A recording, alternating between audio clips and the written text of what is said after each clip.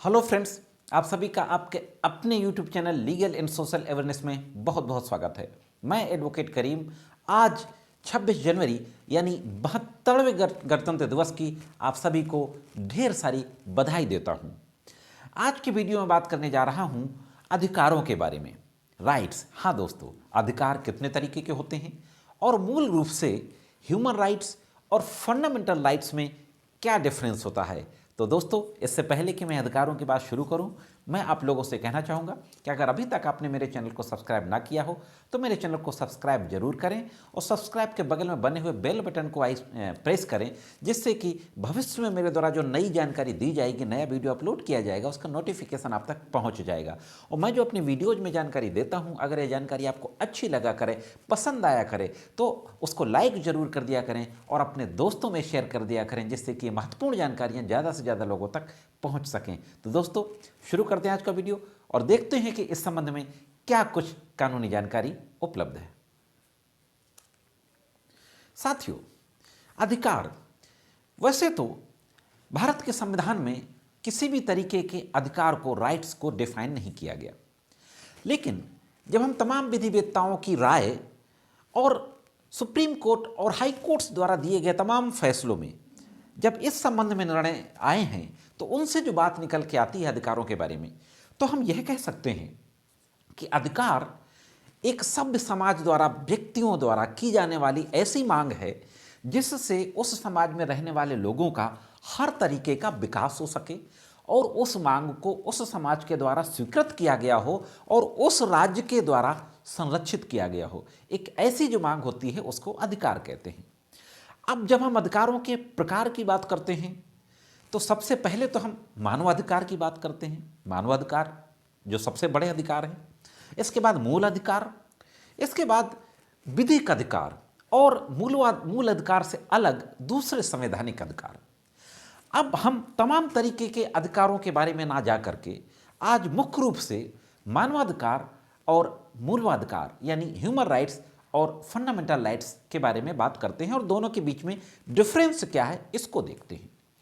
दोस्तों, fundamental right किसी भी देश के नागरिकों को उस देश का नागरिक होने के नाते प्राप्त होते हैं, जबकि ह्यूमन राइट्स हमें ह्यूमन होने के नाते प्राप्त होते हैं।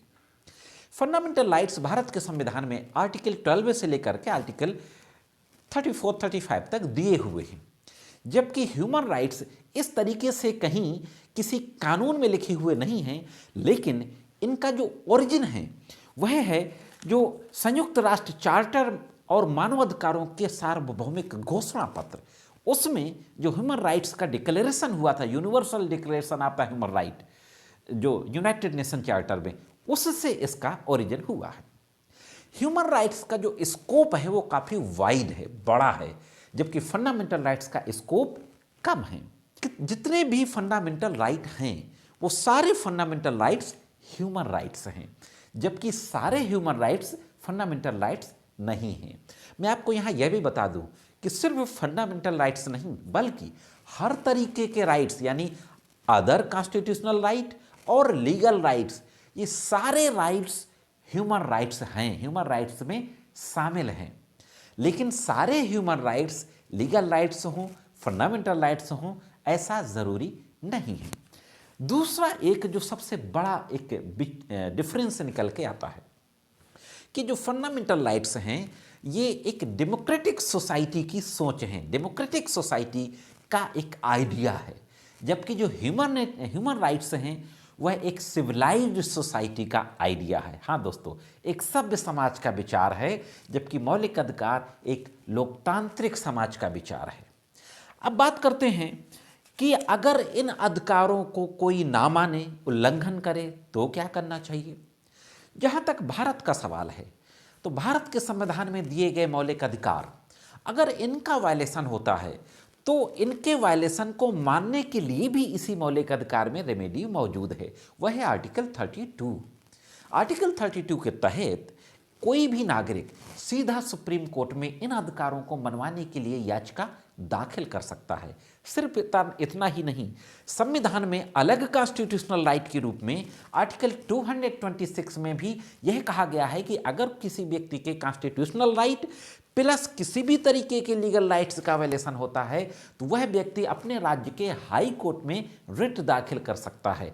5 तरीके की कॉन्स्टिट्यूशनल रिट होती हैं। उन 5 कॉन्स्टिट्यूशनल रिट के बारे में मैं किसी दिन सेपरेट वीडियो में बात करूंगा। तो इस तरीके से हम रिट दाखिल करके अपने फंडामेंटल राइट्स को संरक्षित कराने की मांग कर सकते हैं दोस्तों। तो यह थे मोटे मोटे जो अंतर हैं फंडामेंटल राइट और ह्यूमन राइट्स में दोस्तों। आज की वीडियो में सिर्फ इतना ही। उम्मीद करता हूं कि जानकारी आपको अच्छी लगी होगी। जानकारी कैसी लगी कमेंट्स करके जरूर बताएं। मिलते हैं किसी अन्य वीडियो में कानून की कुछ अन्य जानकारियों के साथ। तब तक कानून के विभिन्न तरीके की जानकारियों के लिए देखते रहें लीगल एंड सोशल अवेयरनेस।